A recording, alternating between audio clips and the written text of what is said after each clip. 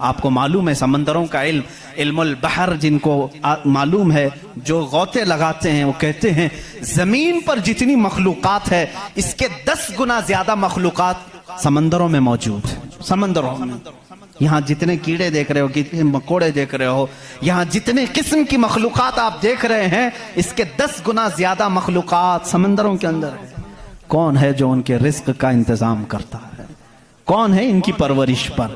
سمندروں کا علم الگ ہے۔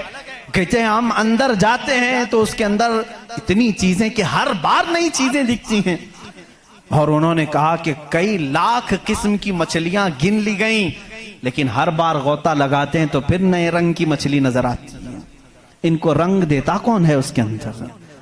عزیزان گرامی، سمندروں کے علم میں لوگوں نے کہا اس کی گہرائیوں میں کیا کیا موجود ہے۔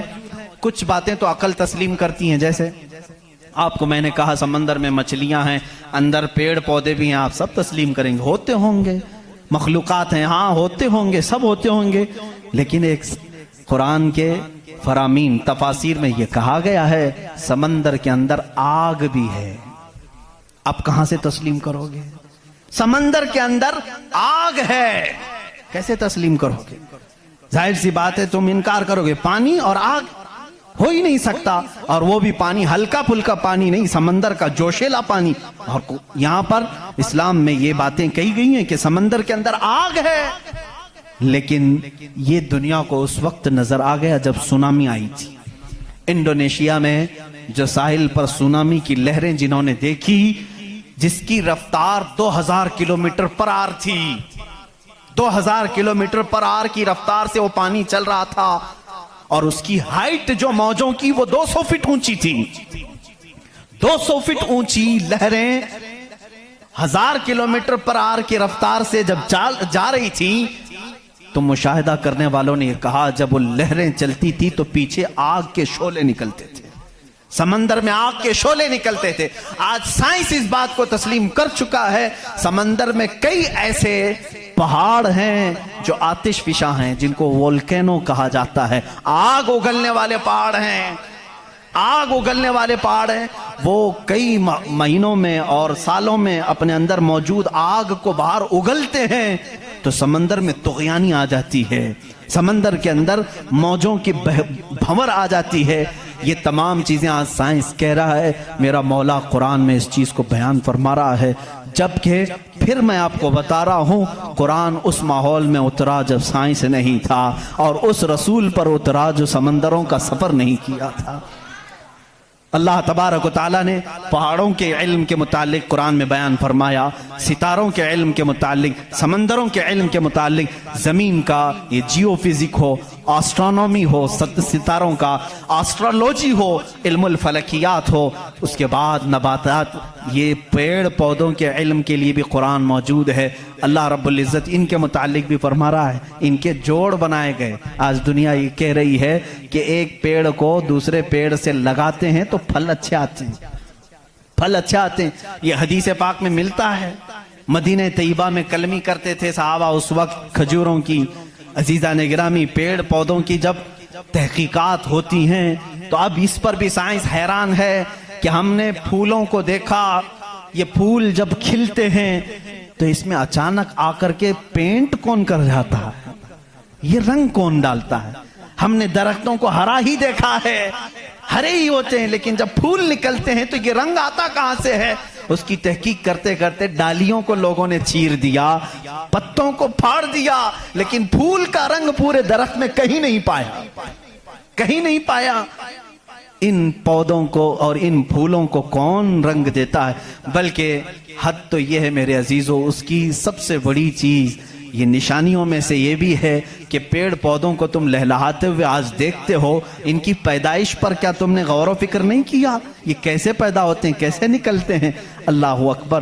ان کو تم نے زمین کے اندر بو دیا تھا، مٹی ڈال دی تھی اور اس پر پانی ڈال کر برابر کر دیا تھا، لیول کر دیا تھا، اور اچانک دوسرے دن تیسرے دن جا کر دیکھتے ہو وہ زمین کا سینہ چیر کر باہر آیا ہوا ہے۔ اتنا ہی نہیں، وہ چھوٹا سا کومپل نکلا ہوا پودا باہر آتا ہے، اب وہ کتنی چیزوں کو فیس کرتا ہے, ہواؤں کا بھی مقابلہ کر رہا ہے, طوفان بھی آ رہے ہیں, لیکن وہ پودا وہیں لگا ہی لگا ہے. چھوٹے پودے کو بڑی سے بڑے طوفان ہلاک نہیں کر سکے. کون ہے وہ ہلکے پودے کی حفاظت کر رہا ہے. بڑی بڑی ہواؤں سے, وہ بڑی بڑی طاقتوں کو اڑا لے جانے والی ہوائیں آتی ہیں, لیکن ہلکے پودے کی حفاظت ہو رہی ہوتی ہے. وہ فصلیں لانے تک کون ہے ان کی حفاظت کرتا ہے. قرآن میں 20ویں پارے کی شروع کی آیتیں پڑھو گے, آپ کا یقین تازہ ہو جائے گا. امن خلق السماوات والارض وانزل لكم من السماء ماء فانبتنا به حدائق ذات بهجا ما لكم ان تنبتوا شجرها اإله مع الله. کیا اللہ کے سوا کوئی ہے؟ اللہ فرماتا کون ہے جس نے زمین کو تمہارے لیے قرار بنایا؟ کون ہے جو زمین کو پھاڑ کر کے اس میں نہریں بنایا؟ کون ہے جو تمہارے لیے آسمانوں کو چھت بنایا؟ کون ہے جو اس میں سے تمہیں رنگ برنگے پودے نکالتا ہے؟ کیا اللہ کے سوا کوئی ہے؟ اِلَٰهٌ مَّعَ اللَّهِ. اس طرح کی 5 آیتیں جس میں سوال ہے اِلَٰهٌ مَّعَ اللَّهِ, کیا اللہ کے سوا کوئی ہے؟ اب میرے عزیزو, میں نے آسمانوں کی بات کی, زمینوں کی بات کی, گیلیکسی کی بات کی, پیڑ پودوں کی بات کی, سمندروں کی بات کی, بلکہ میں نے تمہارے ذات کی بھی بات کی. تمہارے جسم میں موجود ہر عضو, ہر پارٹ اللہ کی نشانی ہے, اللہ کی نشانی ہے.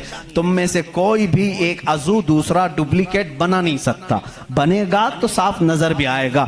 آنکھ چاہے تو بکرے کی لگا لو, لیکن دکھائی کچھ بھی نہیں دے گا. اس آنکھ کے اندر جو چیز موجود ہے وہ دوسرا اس کی کاپی کر نہیں سکتا.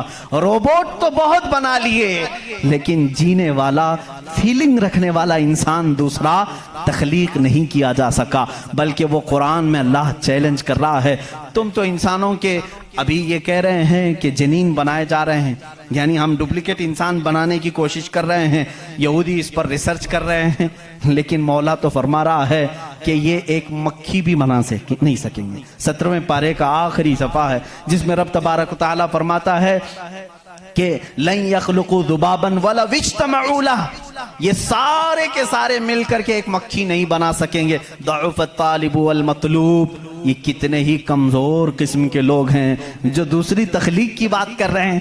اسی لیے میرے عزیزو, جب کوئی بنا نہیں سکتا, اسی لیے اسلام نے کہا اپنے ہاتھوں سے بھی کوئی جسم نہ بناؤ, اس لیے کہ تم خدا بننے کی کوشش کر رہے ہو. بنانا کسی کے جسم کو صرف کام ہے, اللہ کا کام ہے. اپنے ہاتھوں سے کوئی چیز تعمیر, یعنی شکل و صورت والی کوئی بھی چیز نہ بناؤ جو اللہ کی تخلیق ہے. ایسی چیزیں جس میں جان ہے, جو چلتی پھرتی ہیں, ان چیزوں کو بنانے کے لیے منع اسلام نے اسی لیے کیا کہ تم قدرت کی تشبیہ چاہتے ہو, اللہ رب العزت کی برابری کرنا چاہتے ہو, تم سے یہ ممکن بھی نہیں ہو سکے گا. دیکھتے ہو آج ہمارے ہاں ناٹک ہے, ہمارے ہاں لوگوں کا انت وشواس ہم دیکھ رہے ہیں. بے وقوفی کی حد ہو گئی, حد ہو گئی آج بھی کہ لوگ اپنے ہاتھوں سے جس کو بنائے. میں آپ کو بناؤں, خدا کون ہے, تمہارا یقین کیا ہونا چاہیے اور دنیا کیا چاہتی ہے. میں سب کو کھلے عام میسج دے رہا ہوں, سب کے لیے.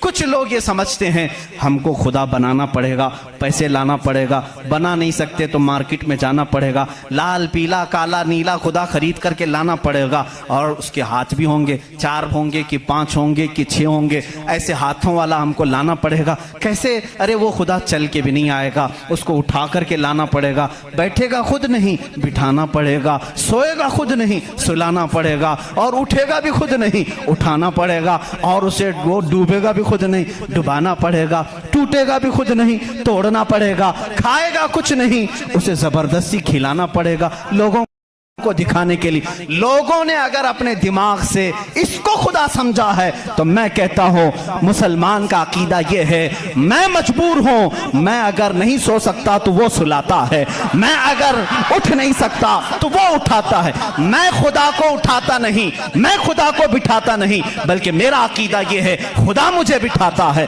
خدا مجھے چلاتا ہے, خدا مجھے سلاتا ہے, خدا مجھے کھلاتا ہے, خدا مجھے پلاتا ہے. جب مجھے بھوک لگے تو وہ کھلاتا ہے, جب میں ننگا ہوں تو وہ پہناتا ہے, جب میری جان چلی جائے تو وہ میرا حساب کرتا ہے. ہم اس خدا کی تسلیم, اس خدا کا عقیدہ رکھتے ہیں کہ ہم محتاج ہیں, وہ مالک و مختار ہے.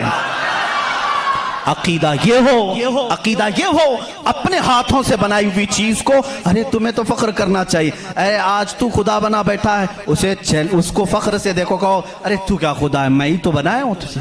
کبھی بنانے والا یہ کہہ سکتا ہے نا؟ اور کوئی آ کر کے سارے لوگ عبادت کر رہے ہوں، کوئی آ کر کے سامنے کہہ دیا سارے بھکتوں کے پاس کہ تم اس کو خدا کہہ رہے ہو، میں تو لاتوں سے گوندھ کے بنایا تھا اس کو، میں تو اپنے ہاتھوں سے اس کو بنایا، تو عزت کیا رہے گی؟ اسی لیے آپ نے دیکھا اسلام کا عقیدہ وحدانیت یہ ہے، عقیدہ خدا یہ ہے کہ ہم نے آج تک کروڑوں مسجدیں ہیں، کبھی ہم نے خدا کی جسم تو دور کی بات ہے، کوئی شکل اور تصویر بھی مسجدوں میں نہیں رکھی. کیوں؟ اس لیے کہ اگر تصویر لگے گی کہیں خدا کی تو ہم اس کو خدا تسلیم ہی نہیں کرتے، کیونکہ خدا وہ ہے جو کسی کی آنکھ میں آ نہیں سکتا، اور اگر کسی کی آنکھ میں آ گیا تو وہ خدا ہو نہیں سکتا. جو آنکھ میں آ گیا وہ خدا ہو نہیں سکتا. صرف اور صرف دنیا میں اسلام وہ ہے جو بغیر دیکھے اس کی بارگاہ میں جھک جاتا ہے.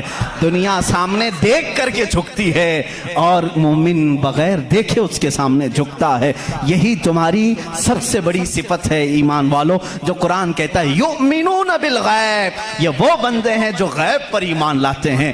اب یہاں آخری بات میں کرنے آتا ہوں، میرا وقت طویل ہو گیا. اے مولا تیری نشانیاں بہت ہیں، آسمان تو نے بنایا، زمین تو نے بنایا، ستارے تیرے ہیں، سمندروں کا علم تو نے انسانوں کو دیا، سب کچھ تو نے بنایا.